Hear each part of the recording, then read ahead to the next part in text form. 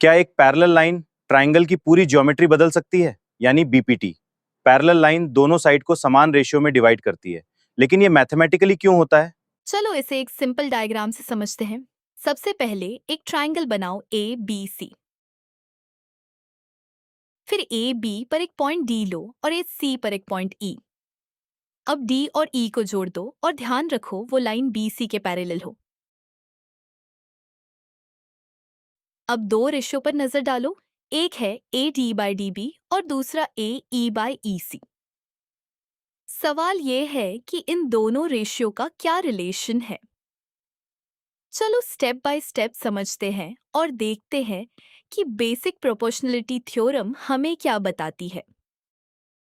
अब जब हम पूरा डायग्राम देख रहे हैं तो साफ दिखता है कि बी सी और डी ई एक दूसरे के पैरेलल है। अब हमने दो रेशियो निकाले, पहला A D by D B और दूसरा ए ई बाई ई सी। जब हम इन दोनों का वैल्यू चेक करते हैं तो ये दोनों इक्वल निकलते हैं, यानी A D by D B बराबर ए ई बाई ई सी। यही बात बताता है, इसे हम बेसिक प्रोपोर्शनलिटी थ्योरम भी कहते हैं। आसान शब्दों में से अगर एक ट्रायंगल की एक साइड को दूसरी लाइन द्वारा पैरेलल काटी गई है तो वो दोनों साइडों को प्रोपोर्शनली एक जैसे पार्ट्स में बांटती है। यही इस थ्योरम का कोर आइडिया है और यही हमने रेशियोज के बराबर होने में देखा।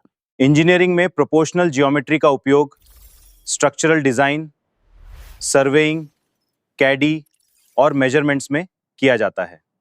मेडिकल टेक्नोलॉजी में भी इमेजिंग और मेजरमेंट जैसे एप्लीकेशंस को समझने में मदद करती है, यानी BPT real world proportional measurement को समझने की मैथमेटिकल फाउंडेशन है।